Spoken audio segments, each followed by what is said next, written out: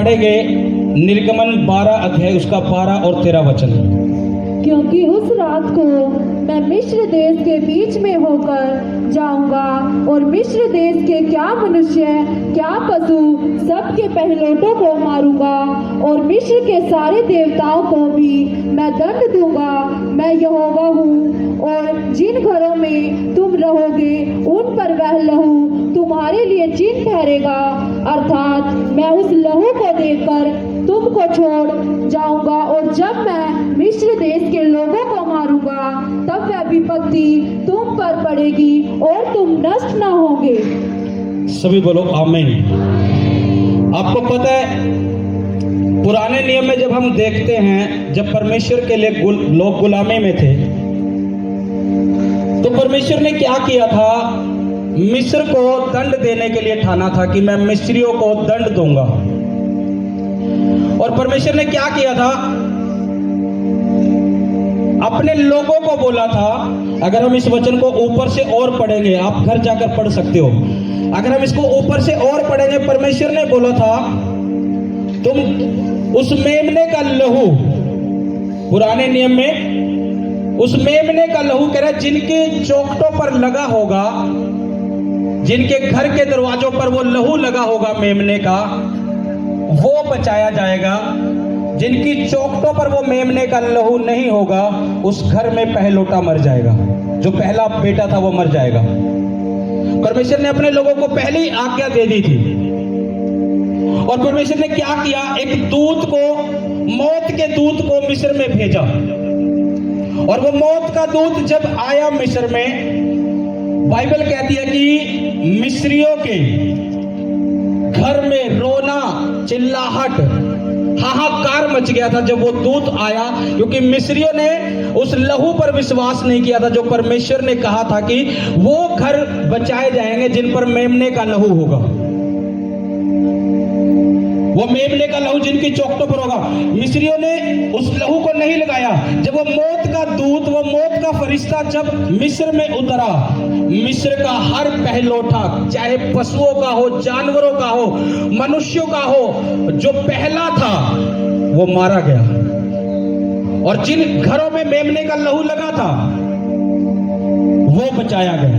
अपने पड़ोसी को बोलो कि यीशु का लहू सुरक्षा देता है। अगर तू यीशु के लहू में है तो तू सुरक्षा पाएगा। पुराने नियम में उस मेमने के लहू के द्वारा सुरक्षा आई।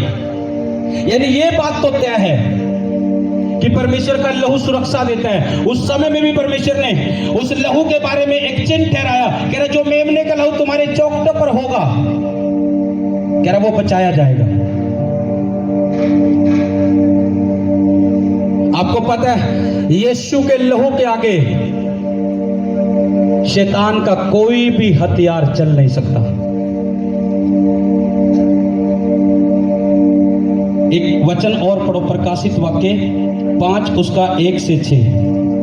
जो सिंहासन पर बैठा था, जो सिंहासन पर बैठा था, मैंने उसके दाहिने हाथ में एक पुस्तक देखी, एक पुस्तक देखी जो भीतर और बाहर लिखी हुई थी, जो भीतर और बाहर लिखी हुई थी, और वह 7 मोहर लगाकर, और वह 7 मोहर लगाकर बंद की गई थी। फिर मैंने एक बलवंत स्वर्गदूत को देखा, जो ऊंचे शब्द से यह प्रचार करता था, इस पुस्तक के खोलने और उसकी मोहर तोड़ने के योग्य कौन है? इसकी मोहर तोड़ने के योग्य कौन है? परंतु ना स्वर्ग में, ना पृथ्वी पर, ना पृथ्वी के नीचे कोई उस पुस्तक के खोलने या उस पर दृष्टि डालने के योग्य निकला। आपको पता है जो पुस्तक स्वर्ग में थी, जो 7 मोहरे लगाकर बंद की गई थी, उसे खोलने वाला कोई नहीं था, लेकिन एक आया मेमना बनके, उसका नाम यीशु मसीह था। वचन कहता है वो मेमना बनकर आया और उसने अपना बलिदान दिया।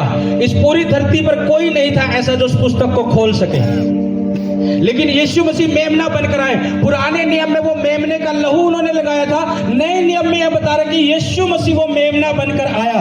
अगर उस मेमने के यीशु मसीह के लहू पर तुम विश्वास करते हो तो तुम सुरक्षा में हो, तुम सुरक्षा में हो। वो पुराने नियम में था, जो सुरक्षा थी वो मौत का दूत उन्हें छू नहीं पाया, जो मेमने का लहू उन पर था। लेकिन नए नियम में जीसस क्राइस्ट यीशु मसीह वो मेमना बनकर आया और उसका लहू सुरक्षा देता है। हमारे पाप जो क्षमा हुए हैं वो यीशु के लहू से हुए हैं। तुम्हें अपने जीवन में जो चीजें देखनी है,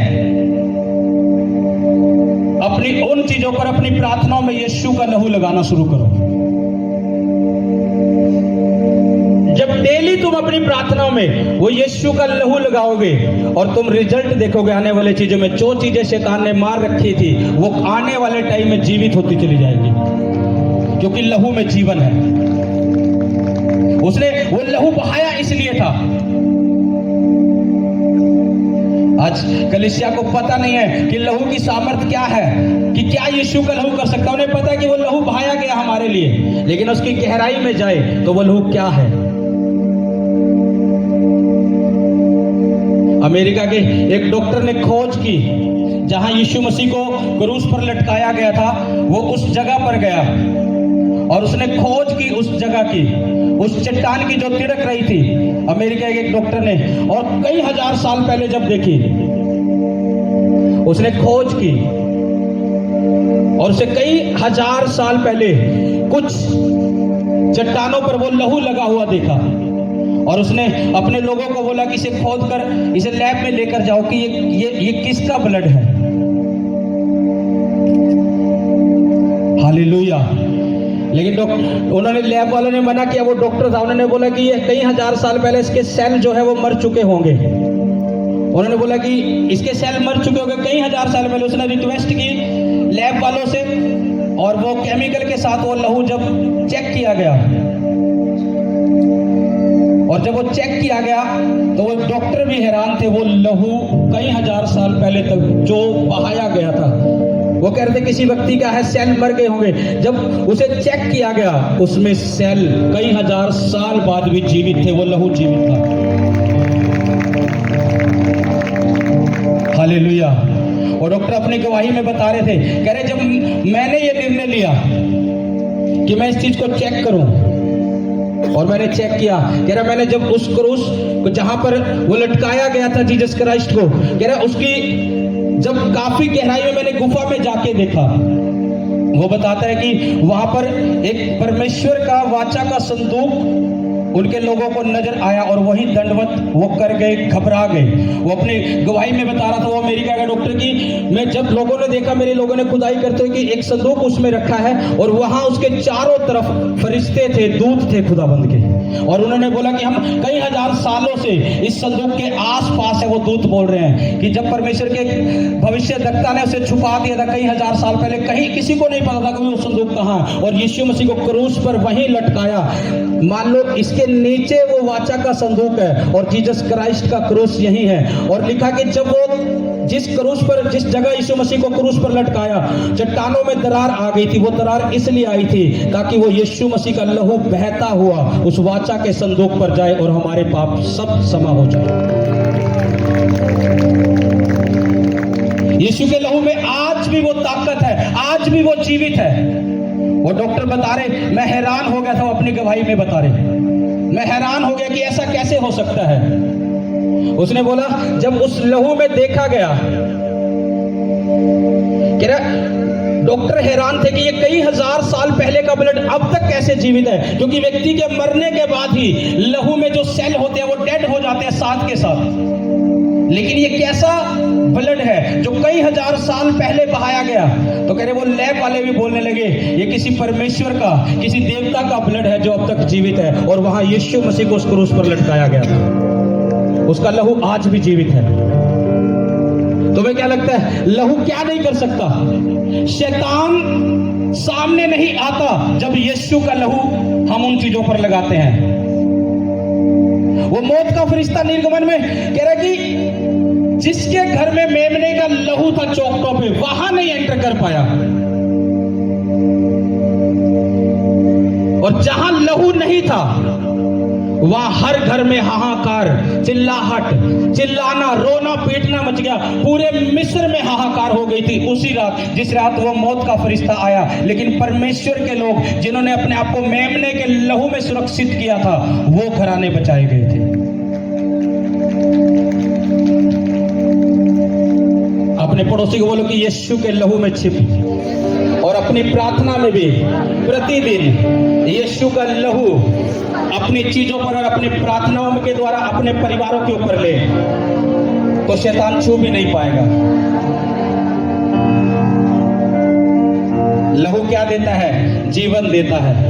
यीशु मसीह मेमना बनकर आया, उसका लहू आज भी जीवित है, आज भी काम करता है उसका लहू।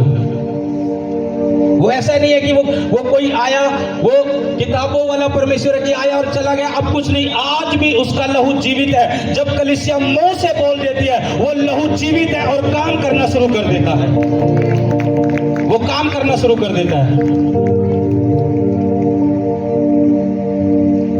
परमेश्वर ने पिछले सप्ताह मुझे बोला, संडे से पिछले सप्ताह की ये मीटिंग करना लहू की सामर्थ को। मैं आपको बता रहा हूं, जैसे तुम प्रार्थना में लहू की सामर्थ को रिलीज करोगे, जिन चीजों पर करोगे, तुम छुटकारे को देखोगे उन चीजों पर। क्योंकि मेरे यीशु का लहू आज भी जीवित है और वो आज भी छुटकारा देना जानता है, आज भी वो जीवन देना जानता है, क्योंकि वो आज भी जीवित है।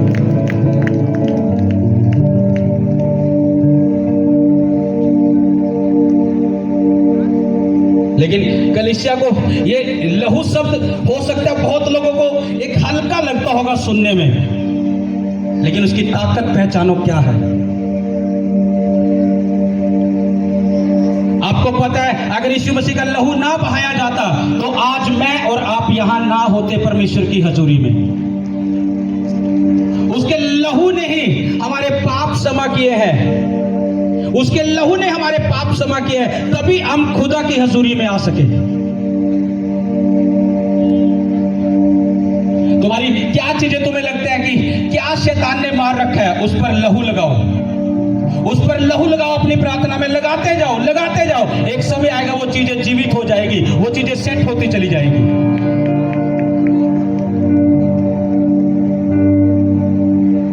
वो मौत का फरिश्ता आया, उन घरों से जहां मेमने का लहू था छू नहीं पाया। जो यीशु के लहू में कवर है, कोई मौत, कोई बीमारी, कोई दुष्ट आत्मा उन्हें मार नहीं सकती। उसने कहा तुम अनंत जीवन पाओगे। उसका लहू अनंत जीवन देता है।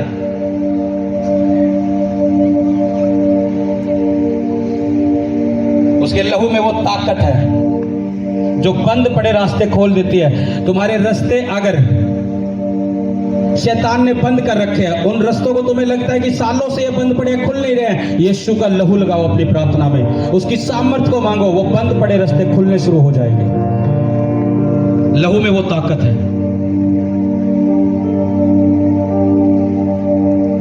कितने लोग डेली अपनी प्रार्थना में यीशु का लहू लगाते हैं, अपने परिवारों को छिपाते हैं? वही हाथ खड़े करना जितने डेली लगाते हैं अपनी प्रार्थनाओं में। देखो कितने कम लोग हैं।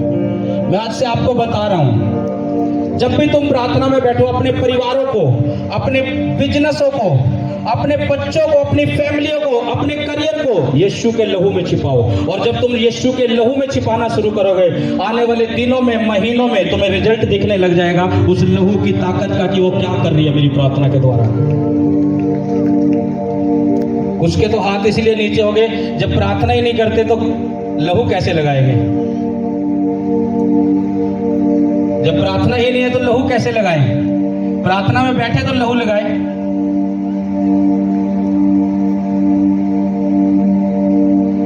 जब तुम प्रार्थना करते हो, मैं आपको बता रहा हूं, जब मैं विश्वासी ही था,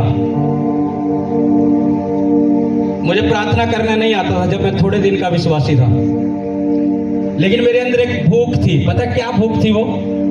कि मैं लोगों को सुनता था ना जब प्रार्थना करते हो कि प्रभु ये कैसे मुंह से शब्द निकाल रहे हैं, प्रार्थना कर रहे हैं, कैसे कर रहे हैं। मेरे अंदर एक जलन आती थी कि प्रभु मैं भी ऐसा बन जाऊं मूसा जलन रखने वाला था परमेश्वर के कामों के लिए, और संसारिक जलन नहीं थी, वो परमेश्वर के लिए थी कि परमेश्वर मैं भी ऐसा बन जाऊं तेरे लिए। मूसा भी जलन रखता था परमेश्वर के कामों के लिए। और जब लोगों को मैं सुनता था कि वो आवाज उठाकर प्रार्थना कर रहे हैं, मुझे मेरे अंदर एक जलन होती थी और मैं प्रभु से कहता था कि परमेश्वर मैं भी ऐसा प्रार्थना करने वाला बन जाऊं। और मेरी प्रार्थना का प्रभु ने सुना, मेरे मन में थी, सिर्फ मैं यही सोचता था कि मैं भी ऐसा करूं। उसका आत्मा हमारे अंदर है। अपने पड़ोसी को बोलो, बोलो उसका आत्मा हमारे अंदर है। मैंने मुंह से भी नहीं बोला था कि परमेश्वर मैं ऐसा बन जाऊं, मेरे विचार ही आते थे ये परमेश्वर के लिए, परमेश्वर मैं भी ऐसे प्रार्थना करूं। और परमेश्वर ने रास्ता खोला, जहां पर मेरा पड़ोस था वहां पर एक संगति शुरू कर दी हमने। वहां कुछ बहनें थी और कुछ संगति करते थे हम आपस में, जितने विश्वासी थे हम संगति शुरू कर दे। और जब संगति शुरू करी और वो प्रार्थना को लीड करना मेरे ऊपर आ गया कि तुम प्रार्थना करो। डेली हमने प्रार्थना में बैठना और प्रार्थना के लिए मुझे बोला गया कि तुम लीड करो। देखो परमेश्वर कैसे योजना से काम करता है। जब एक चिन्ह सेवकाई का जिस व्यक्ति पर होता है तो परमेश्वर पहले ही उसे दिखाता है। और मुझे तो प्रार्थना करनी भी नहीं आता था उस समय, और उन्होंने मुझे बोला कि तुम प्रार्थना करो। और जब मैं प्रार्थना करता हूँ, वो बोल रहे कि आत्मा को शांति मिलती है। वो डेली लीड करने लगा प्रार्थना को, मैं अगुवाई करने लगा प्रार्थना में। परमेश्वर का आत्मा मुझे अगुवाई करता गया और मैं प्रार्थना में लीड करता चला गया। और मुझे पता नहीं लगा कि कब परमेश्वर ने आहे भर भर के प्रार्थनाएं करनी सिखा दी।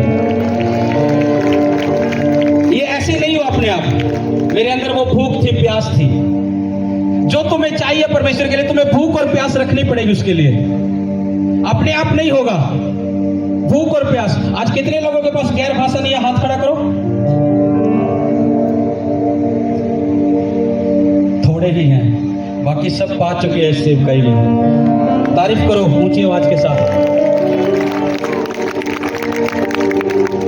मैंने जो भी परमेश्वर से लेना, मैंने बड़ी जिद के साथ लेना। जब मेरे पास गैर भाषा नहीं थी, मैंने जिद पकड़ ली परमेश्वर से कि परमेश्वर मुझे गैर भाषा का वरदान दे, प्रभु मुझे गैर भाषा का वरदान दे। मैंने जिद पकड़ ली। मैं अकेला, एक प्रार्थना का कमरा होता था मेरा आज से कई साल पहले, मैंने उसमें जाना, मैंने बोलना परमेश्वर मुझे गैर भाषा का वरदान दे। मैंने प्रार्थना करनी, बोलना यही, प्रभु मुझे गैर भाषा का वरदान दे, मुझे अन्य भाषा दे प्रभु।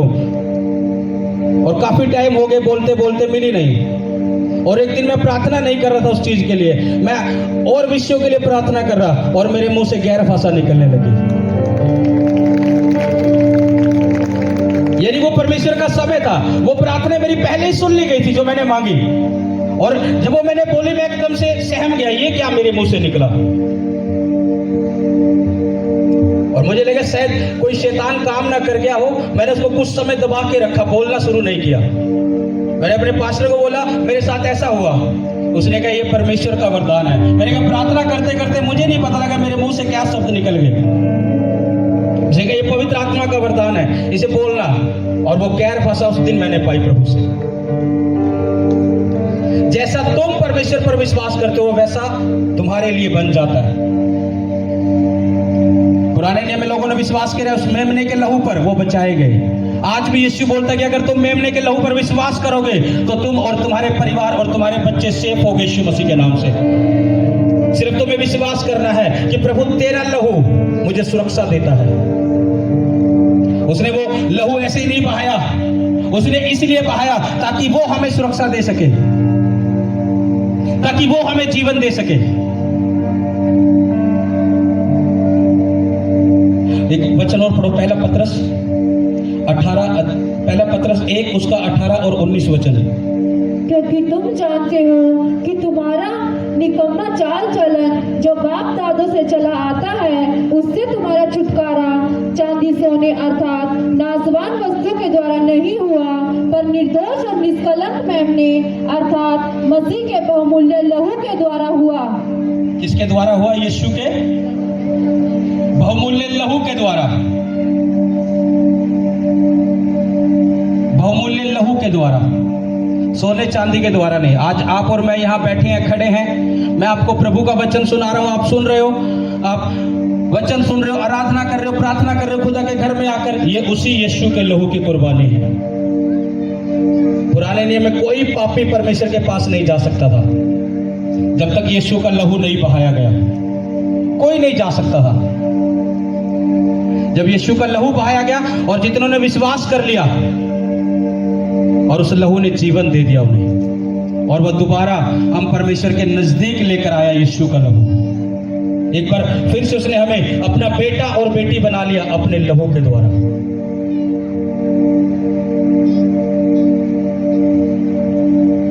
एक बार फिर से अपने पड़ोसी को याद दिलाओ कि लहू में जीवन है। फिर से बोलो कि लहू में जीवन है। अगर तू विश्वास करेगा तो जीवन पाएगा। अगर तू विश्वास करेगा तो बंद रास्ते खुलते हुए देखेगा, क्योंकि लहू में जीवन है। आमीन।